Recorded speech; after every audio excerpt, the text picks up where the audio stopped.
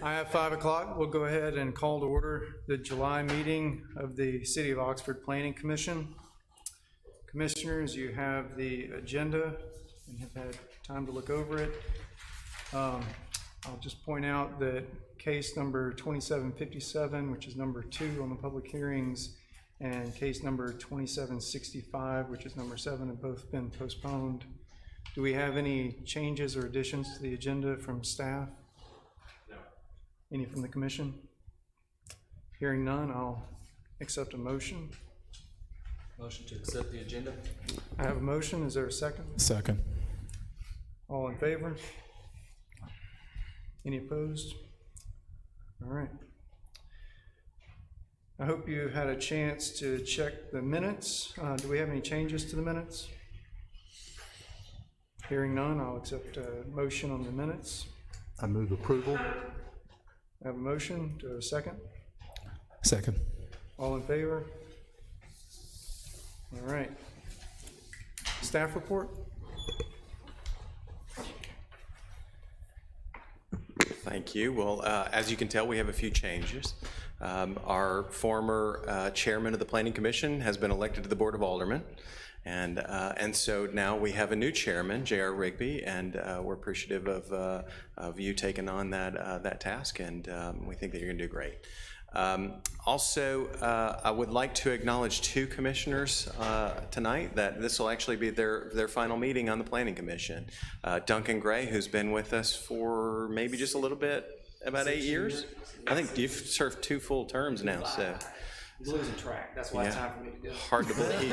Hard to believe. And Marvin King, who you've been with us for 6 now, and a little more than it does. All right. You know, thank you both for the time that it takes, the sacrifices that you make to be away from your families and your work and everything else. We know, you know, it's more than just being here for a couple hours of this meeting. It's taking the time to, you know, review the reports and speak with staff and visit sites and things like that. And we know that you've made sacrifices, and we're certainly appreciative of that, and hope that y'all stay engaged and continue to be a part of the city. But we do have a couple of tokens for our appreciation, so appreciate it. Thank you. That's great. Thank y'all. Thank you, gentlemen. No matter how quickly we replace you, we'll miss you. Sentimental of it, man. All right, moving on. Just note the administrative approval for case number 2749. David Van Landeghem filed a request for site plan approval for 2411 South Lamar addition for property located at 2411 South Lamar Boulevard. The consent agenda, we have 2 items. Case number 2759 for Updraft Investments. They filed a request for a special exception as provided in section 98-118.N.6 of the Stormwater Management Ordinance for property located at the Lamar TND. We also have case number 2760, First Baptist Church has filed a request for a special exception as provided in section 3.6.9.5, religious assembly uses, additional standards for property located at 800 Van Buren Avenue. Does anyone wish to remove one of these cases from the consent agenda? Hearing none, I'll entertain a motion on the consent agenda. Move approval. I have a motion. Do I have a second? Second. All in favor? Any opposed? All right. Case number 2756, Savannah Square Oxford LLC has filed a request for a variance from section 2.6.4 suburban residential front yard build-to line minimum for property located at Pleasant Drive. You may recall that the original site plan at this site, which included a mixed-use development but is primarily residential, was approved in May of 2018. The property is comprised of 4 parcels on about 10 acres. It's located on the east side of North Lamar, just north of Williams Avenue. The approved development consists of 2 mixed-use buildings on 1.82 acres, which is Zone T and B, and then 40 single-family detached dwellings in the SR and TNR zoning districts. The applicant came back in January of 2019 to reduce the size of Building A, which is the mixed-use structure, and also to make some modifications to basically incorporate individual driveways for some of the homes on that site. The applicant is now requesting a front yard build-to line variance for 4 units along the entry of the development to Pleasant Drive. The request does vary for each of the units, with the closest building to the street being 10 feet from the property line, while the furthest will be 18 feet. So it varies from a 2-foot variance all the way to a 10-foot variance for these homes. The applicant has requested this variance to allow the homes to be constructed a similar distance to some of the other homes in the development. And there are some grade issues as you enter into this development. You'll see where they have the model home that's already constructed. You can see where there's a little slope that comes down, and they believe that by granting this variance, they'll be able to build the property up a little bit and get the homes a little closer to the street and a little bit higher to mitigate these issues. As previously mentioned, there are multiple zoning districts here with multiple setback requirements for this development. The requested variance will allow the buildings to be constructed consistent with the other homes in the development, and I think it's also important to note that the building across the street from these is actually proposed to be constructed right at the property line. So it would be, no different than what they're confronting. Due to the topography issues in this portion of Pleasant Drive, and to allow the homes to be constructed in a consistent rhythm of the development, staff does not have an issue with the granting of this variance. We recommend a condition of approval so long as there's confirmation that there are no utilities in this portion of the property. The applicant is here. Their engineer is also here should you have any additional questions. Thank you, Ben. Just to reiterate, so there are 3 different zoning districts within this development, and the parcel in question is within the suburban residential, but the requested setback is consistent with the, is it the TNB setback that's also within this development? It is more comparable to that, yes. Okay. I mean, you could build to the property line in that zoning district. Any questions from the commission? Anybody from the audience wish to speak? All right, hearing no questions or comments, I'll entertain a motion on case number 2756. I move approval of 2756 as recommended by staff. With or without staff conditions? With the staff conditions. I have a motion to approve with staff conditions. Is there a second? Second. All in favor? Any opposed? All right. The variance for case number 2756 is approved.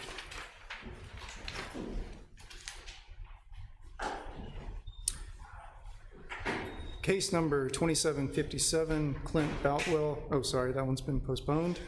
Case number 2761, Paxton Manning Faris has filed a request for a variance from section 2.6.4 suburban residential side yard setback minimum for property located at 605 South 8th Street. Gray? Thank you. This subject property is located in the South Lamar Historic District on the east side of South 8th Street. It's a small 0.14 acre lot. Back in April, the city's building official, Chris Carter, discovered that a porch addition was under construction without the required approvals and permits and issued a stop work order. Since the property is located in a historic district, the addition would also require the approval of a COA from the Historic Preservation Commission. At that time, when plans were submitted to the planning staff, the plans indicated that a setback variance would also be necessary for this addition. The porch has been, the screen porch has been constructed 5 feet 5 inches off the north property line and extends 4.5 8 feet over the 10-foot side yard setback established in the neighborhood conservation overlay. The screened-in porch addition measures approximately 210 square feet. Along this portion of South 8th Street, it's largely single-family homes. To the north of this house is a single-family home that had major renovations completed in 2018. A 5-foot side yard south setback variance was approved in September 2018. That request was considered an after-the-fact variance to permit an outdoor deck and carport that had a footprint that was constructed from previous owners and was already within the side yard setback. In this particular instance, the applicant states their hardship relates to increased runoff from the renovated house to the north, and that this addition will divert excess water from the north that is currently damaging the home's foundation and basement. The city's building official has stated that there's no health or safety violations and no separation issue between the carport to the north and the applicant's porch that's been under construction. From the planning department, our distance requirements require that additions to primary structures adhere to the zoning district setback standards. But detached accessory structures have slightly different rules. This has come up recently as far as the discrepancy between a porch versus a deck. And with this not being a deck, if it were a deck, it could have the 5 feet off the property line and 5 feet from the main structure, whereas proposed, the porch is required to meet that side yard setback standard. At the June Historic Preservation Commission meeting, the commissioners approved the design and materials of the screen porch. It was noted by the commission that the addition would be minimally visible from the street. As I stated, there are no health and safety violations related to the proposed porch addition. The addition will largely be screened by an existing wooden fence. The issues are not related to any existing nonconformities on the lot, but are based on the applicant's decision to begin construction without building department permits, which resulted in a side yard setback violation. If the Planning Commission wishes to approve the request, staff recommends the following condition: that the variance is for the plan submitted with the report. And the applicant is on the call. I do want to make one additional comment. And I did note this at the HPC meeting. The building official does have concerns with how some or portions of, or even all of this existing, addition has been constructed, and so there may be portions of that may have to be removed at some point. But the first step is to see whether or not it even can be constructed. So I just want to be on the record that that may come back up, no different than what we did with the Historic Preservation Commission.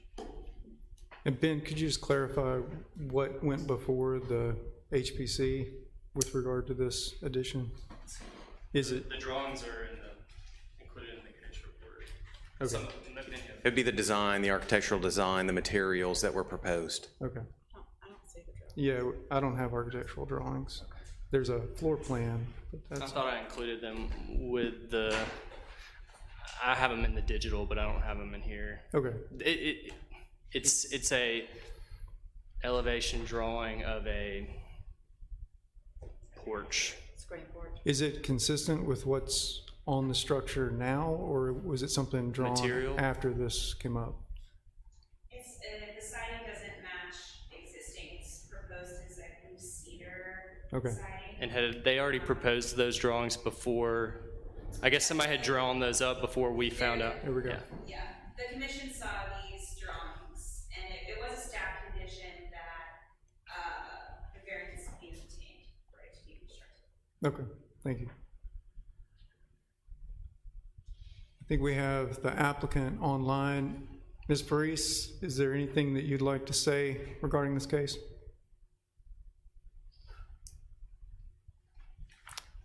May have to unmute yourself in order to be able to speak. Can you hear me? I can hear you now. Okay. No, sir, no, nothing, Okay, no comment. thank you, ma'am. Any questions from the commission? We haven't heard anything, yes or no, from neighbors? Any opinions from any neighbors? And Gray, just so I'm clear, y'all are making a recommendation for approval. I know you have that final sentence that says, if the planning commission wishes to approve the request. Well, left it kind of open. I know, I want to hear what y'all's recommendation Usually is. y'all recommend something. Usually you recommend us something, so We do. what's your recommendation? That we I decide. understood it from our conversation with the building official that there were no safety issues. And in this circumstance, if there's no safety or building issues with it being behind the existing fence, I would recommend approval, but maybe also add something that they work with us and the building official to make sure no additional issues arise. So a condition that it's met the code as well. Yes, sir. Okay. We have a conference with the city attorney. So. Well, I take some of the reluctance to make a recommendation, just the fact that this was a stop work order that came when no building permits were issued and no approval for the construction was granted. So it puts the city, I think, in an awkward position. This is not the way we'd like to do a variance. That said, I mean, there's no reason that this is a problem if it had been done the proper way. I think Gray made, That's a big if. well, I think Gray made a good point that, you know, if they had constructed a deck on this side, you know, they would be in compliance with that. If that deck was attached, they would be in compliance. You know, it's unfortunate the circumstances, but, you know, here we are today. And, you know, I don't know that it would be too terribly much different. And it's a very small addition, less than 300 square feet, if I remember, is like 264, somewhere in there. It's minimally visible. That was one thing that the the Historic Preservation Commission did note. It's hidden behind an existing fence. It's to the rear portion, and also this portion actually sits up a little bit above street grade, so it's a little difficult to see. So you're right. I mean, we normally make a recommendation here, but this is a difficult one. We don't. I think we've covered our bases here. There's not a building code violation in that if you have the you know, the addition from the neighbors or the carport from the neighbors, which is predominantly constructed of, I think, steel and concrete. There might be some wood decking on it, but they're offset, so we don't see that there's a fire issue there. The building official didn't see that. You know, I think you know, it's unfortunate. But to me, this seems like a process issue. Yeah. That, you know, if, I don't know, maybe the homeowner, you know, can speak about this, but knowing the specific district that the home was in, that, you know, by necessity, you know, permits would be needed and approvals would need to be sought. And so I guess I'm concerned about this from a process point, that if we allow this, even though we might normally have allowed it, that, you know, to me it's problematic to let the process get inverted, you know, to have like an after the fact variance. So that to me is pretty concerning. I'd like to ask the applicant why you didn't get permits.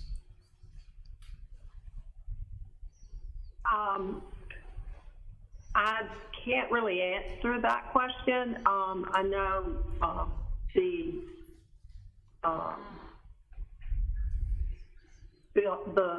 the person trying to build the porch did not have a Mississippi license, and so I think they were just thought a screen porch might not be a big issue, and it was not. It was just not that, you know, it was a small screen porch, but I don't think they thought it would be that much of an issue. Did you think it might be an issue? was as, not as the, aware as the that- person who hired them?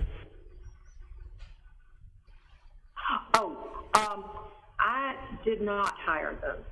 I just am representing the Okay. homeowner. Okay, thank you. Yes, ma'am, I appreciate that. Ben, correct me if I'm wrong, but that just pushes the issue back a little bit, right? Doesn't the code require licensure in the state and proof of it? Yeah. Which I think is what, got to my earlier comments about, the concerns from the building official, how it was constructed and whether or not it met the building codes and the provisions. And so there, should this variance be granted, then there's going to have to be an evaluation of how it was constructed and whether or not it is allowed to remain in place or if it will have to be completely removed. And is there someone that can speak to how this structure is going to deal with the water runoff problem from the other property? That was a comment that was made in the applicant's, in the application provided by the applicant, so I think they might be best to speak to that. Is that me? Yes, ma'am. Okay. Well, the elevation of the brick patio was raised a bit to create a little boundary, I guess, there, and that would redirect the water to a French drain that is existing in the brick patio below that. I take it as one way that drainage could be. The construction next door caused a great deal of problems with runoff when they did some building, and they built a swimming pool. Sorry. They built a swimming pool next door, and the water problem started, I think, about that time, and then increasing. Even though we put French drains along the fence on the other side, there's still a problem. So we just thought that this might correct that somewhat. Thank you, ma'am. Any other questions or comments? At this point, we are looking to hire a licensed builder that will work with the city and make sure it's all done properly. I appreciate that, and as Commissioner King pointed out, most of our deliberation at this point, I think, is about process more than anything else. So I appreciate the commitment to follow the rules going forward. Are there other comments or questions? I have one. It seems to me that we've got two courses of action to deal with the process issue. One is we can deny the variance. Ben, if we were to approve the variance, just to be sure we're clear, we do have a code enforcement officer. Could we also make a recommendation that a citation be issued because of the failures to follow the process? Sure, I think so. You could recommend to us that we get with the code enforcement officer and he'll issue a citation, and then I think at that point it would go before the judge. Yeah, it's just a city citation. We process it and that's before. Okay. Any further discussion? Anyone from the audience wish to speak? And if we do grant the variance, we're going to ensure that the current construction is built to code before even going to the next phase of the. Absolutely. Yes. Well, I mean, that's not even really us, is it? That's Chris Carter. That's right. Yeah. He's going to evaluate all that. With the understanding that even if we were to grant it, some of it may have to come down to be rebuilt. Correct. To meet our code. That's right. Okay.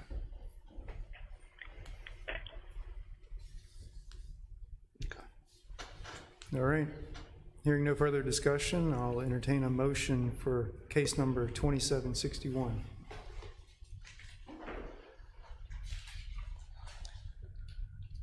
Mr. Chairman, I'll make a motion to approve with the variance stated, as well as an additional, with the condition stated, as well as an additional condition that code enforcement, how do I need to word this, Paul?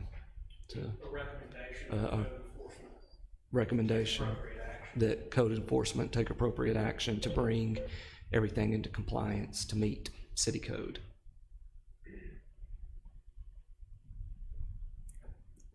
All right, we have a motion to approve the variance subject to staff conditions and the additional condition that we recommend code enforcement take all appropriate action to meet city code requirements. Is there a second? Second. All in favor? Any opposed? One opposed. All right, the variance is granted. Thank you, Ms. Parise. Thank you so much. Case number 2762. Basil Richmond has filed a request for a variance from section 2.6.4 suburban residential side yard setback minimum for property located at 1012 South 11th Street. So I got another setback variance, but with different circumstances here. This property is also located in the South Lamar Historic District on the west side of South 11th Street. It's a very narrow lot, approximately 0.28 of an acre. The house was constructed back in 1950 prior to the establishment of zoning in the city. The side yard north setback has remained 5 feet off the property line since the house was built, and the applicant plans to construct a 256 square foot screened porch addition to the rear west yard that will extend the width of the house. The applicant's desire to maintain the existing building line will result in a portion of the porch extending into the side yard north setback of this very narrow lot.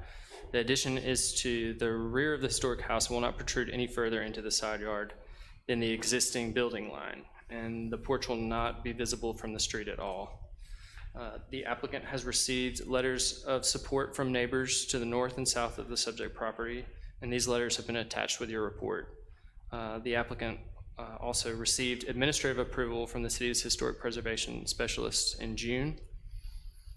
The applicant's house has existed, as I stated, within the side yard north setback line since before the establishment of zoning, and the porch proposal does not protrude any further into the setback. Staff recommends approval with the condition is that the variance is for the plan as submitted.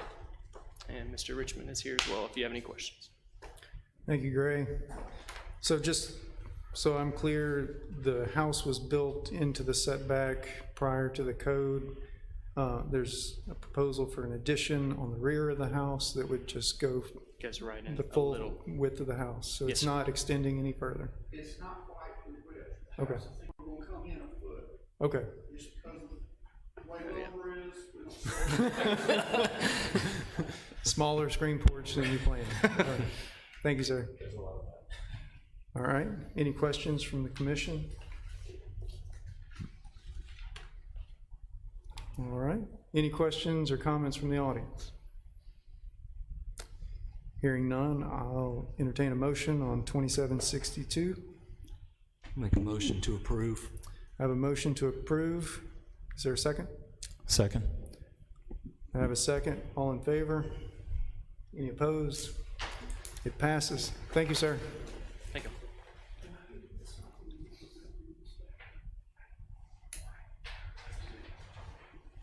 Moving on, case number 2763, Updraft Investments LLC has filed a request for preliminary plat approval for the Lamar Phase 4 for property located at the Lamar TND. All right, so the applicant is requesting preliminary plat approval for Phase 4 of the Lamar Traditional Neighborhood Development. This phase is a little bit over 20 acres and will connect Chickasaw Road to the existing Phase 2 of the Lamar TND. The most recent land use allocation for the Lamar indicates areas of single-family detached, single-family attached detached, civic space, and green space in this phase. I believe that's wrong in my report. I think it is now 90 lots are planned for this phase, 82 of which are residential. The single-family detached residential lots will measure between 10,273 square feet and 3,458 square feet, with an average size of about 5,300 square feet. Single-family attached detached residential lots will measure between 5,369 square feet and 3,325 square feet, with an average size of approximately 4,100 square feet. There will be about 201,000 square feet of open space, portions of which will act as stormwater detention, and about 42,000 square feet of civic space. Tree mitigation will be required for portions of this phase. Originally, T&Ds were exempt from tree mitigation requirements. A change to the Land Development Code in 2019 made T&Ds subject to tree mitigation requirements. The sections of the Lamar that were disturbed previous to the LEC change are exempt from mitigation requirements, while the remaining portions will require mitigation. We have talked with staff in the intervening time since this report was given. We're still working out the mitigation, but it looks like about 42 mitigation trees will be required for this area. Engineering staff provided comments in the report, including retaining walls, water and sewer, stormwater drainage, stormwater system ownership, stormwater management facilities, street construction, and traffic issues. Staff recommends approval of the preliminary plat for Lamar Phase 4 with the following 6 conditions as indicated in the staff report. Thank you, Robert. Any questions from the commission? The applicant's engineer and the applicant are here. Thank you. This may be a better question for the applicant, but is this the first time we've seen what used to be Road A, Cincinnatus, going straight through to Chickasaw? It used to dead end into Sumner or Road D, seems like. Yes, sir. I think per a prior master plan, that may have been the case, but yes, sir, this is the first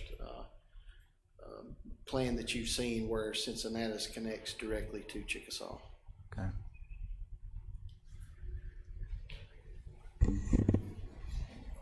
Was there a particular motivating reason to have it connect to Chickasaw? Just traffic flow or anything in particular? I think it just is a result of this latest rendition of the lot layout. It just worked out to have Cincinnatus go straight to Chickasaw. Actually, the original master plan had the connection further to the south, almost about midway across the detention pond. And since we had to enlarge the detention basin, we wound up having to shift that entrance further north, and it just lined up more with Chickasaw. So that was the main reason for that. I guess city engineering's not worried that's not too much additional traffic for Chickasaw? Is Rihanna? Hi, so I'm here. The original master plan showed this concept of the connection to Chickasaw, and it was considered in part of the traffic impact study, the overall study that was initially done. We know that it is going to have an impact on Chickasaw at the intersection, but we feel it's very important to have that connectivity, to have another means of access besides North Lamar. We feel it's going to be more beneficial for the neighborhood overall. And with the long-range plans for the improvements on Molly Bar, I think that's going to address any impact from this additional traffic. Just idle curiosity, how long is that long-range plan with Molly Bar? Like, what's the time horizon on that? Well, I'm going to let Shane speak to that. We're actually in the process of wrapping up the roundabout plans right now, so it's within the next month or so. We expect to have engineering's approval of that and to begin construction. So. Okay, thank you. Appreciate it. Additional questions? Oh, I had a question, sorry, and it's really speaking to the private drives that service the rear of some of these houses for rear access. Yes, sir. And my concern about what kind of signage you're gonna have or provide on those private driveways to make sure nobody parks or stores basketball goals or whatever back there, because those are also gonna have to be available for firefighting. Well, currently, we're not indicating any additional signage, but we'll provide that if the staff deems it necessary. Now, each homeowner, when they purchase their lot, they'll be aware of what areas they're allowed to park in. There's also an architectural review committee that will make sure that adequate parking is provided for each individual lot without encroaching into the private alleys. And there are 3 of these that are actually, that we've widened in order to allow fire and emergency access. So we can definitely add additional signage if it's needed. Okay. Any other questions from the commission? Would anyone from the community wish to speak on this? Yes, ma'am. Please come forward and state your name.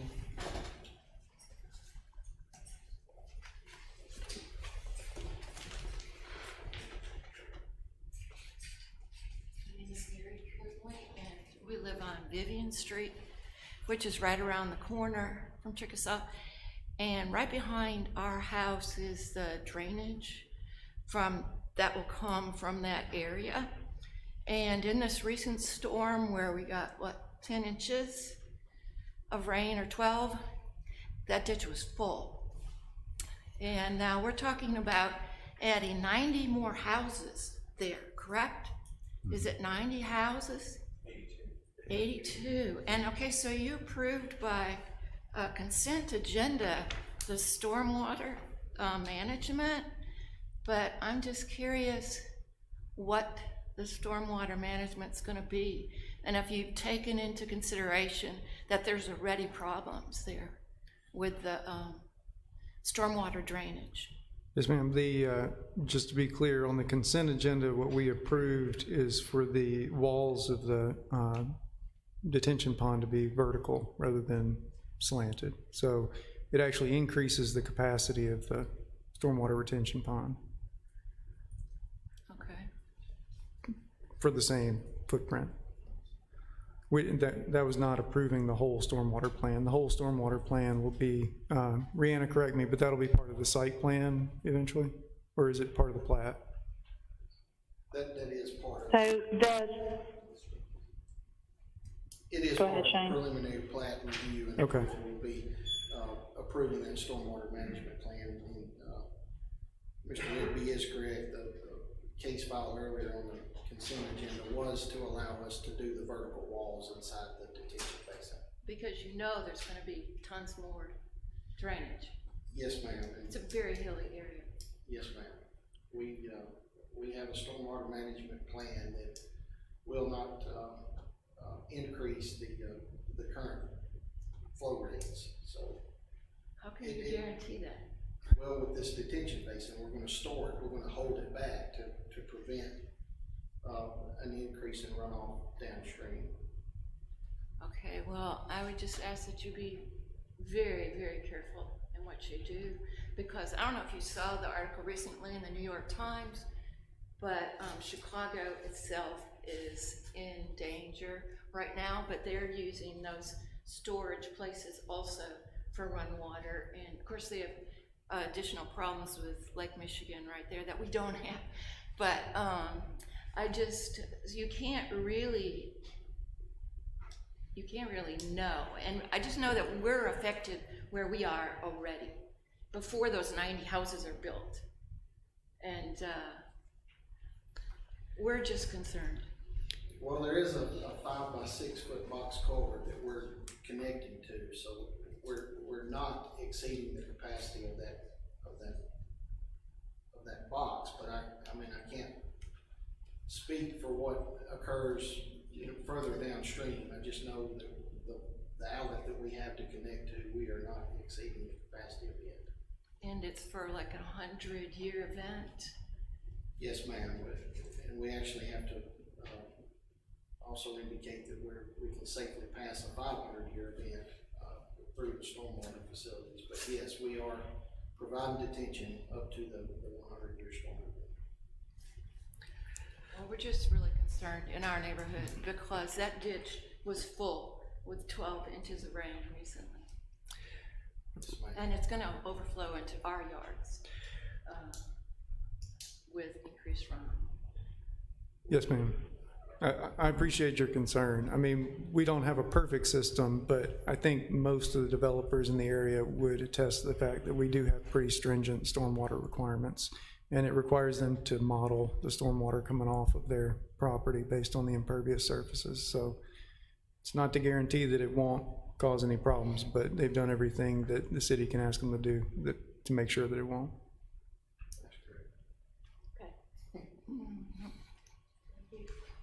Thank you, ma'am. Any other comments or questions from the commission? All right. Hearing none, I'll entertain a motion on case number 2763 for preliminary plat approval. I'd move approval, item 2763 with the conditions as noted by staff. I have a motion to approve. Is there a second? I'll second. All in favor? Any opposed? All right, preliminary plat is approved. Brings us to our final case. Case number 2764, Core Properties LLC has filed a request for a variance from section 3.2.18, retaining walls for property located at 530 Fazio Drive.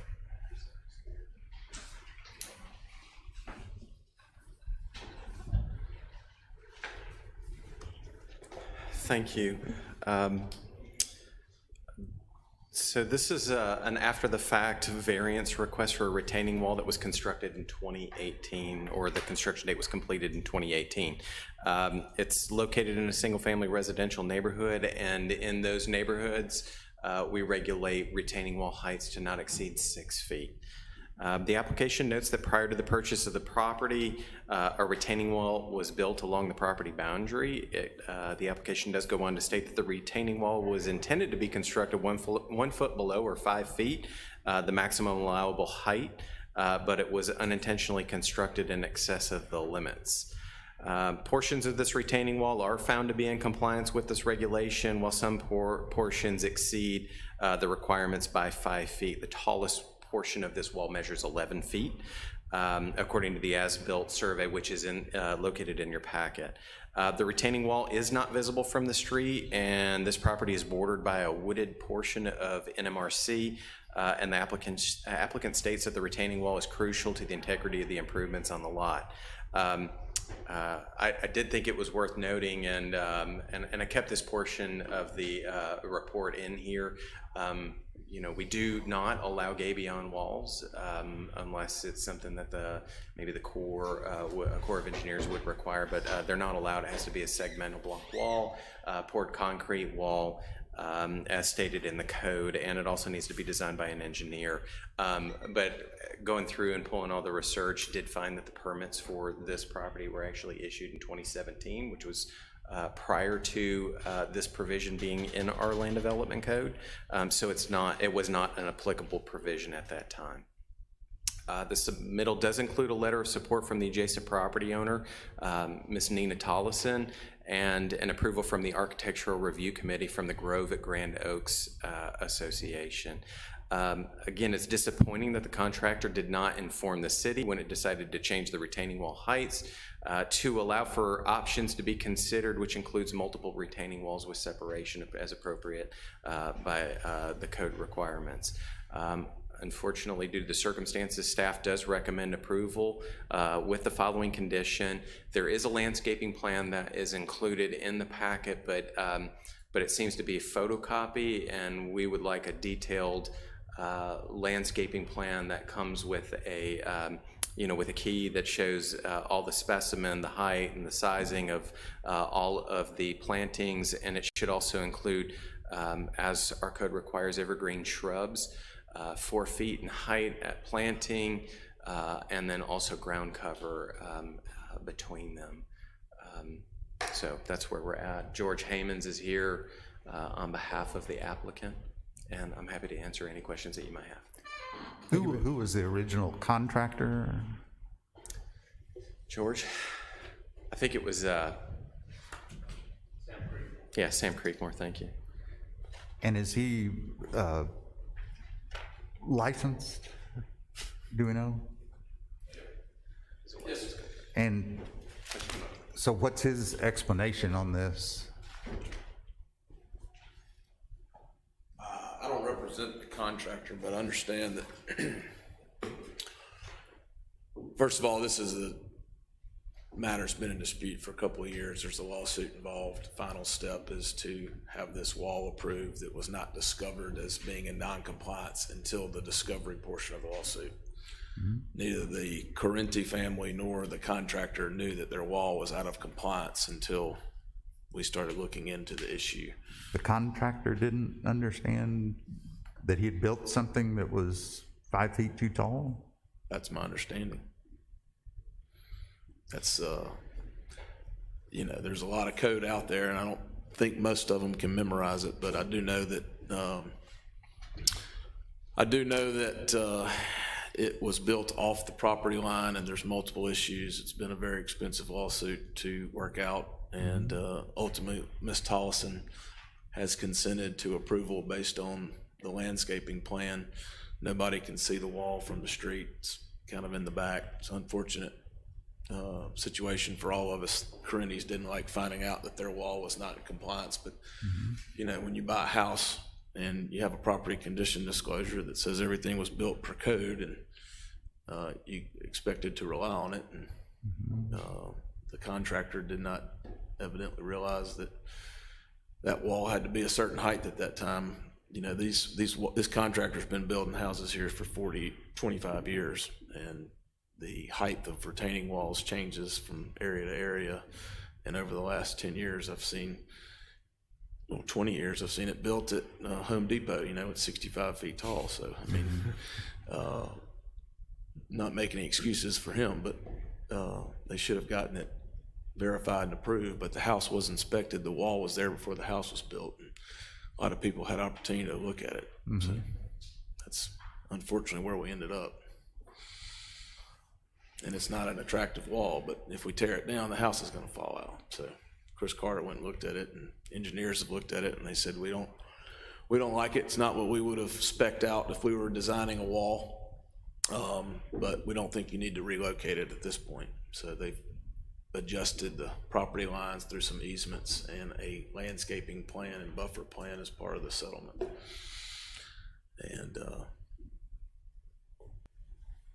that's all I know. Okay. Thank you, that's helpful. Yeah, it is. Yeah. Any additional questions?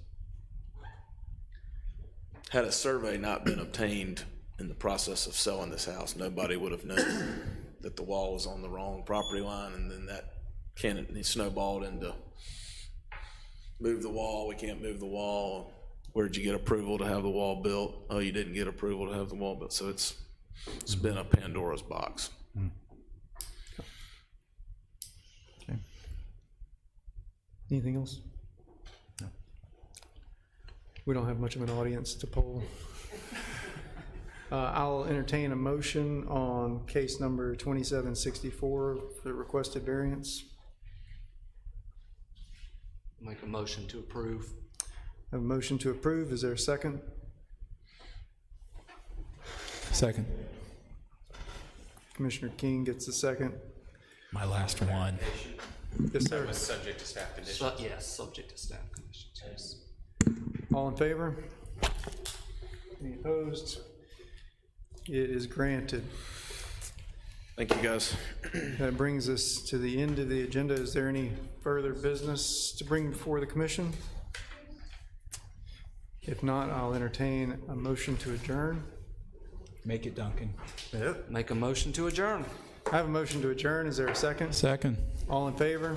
Aye. Any opposed? We are adjourned. All righty.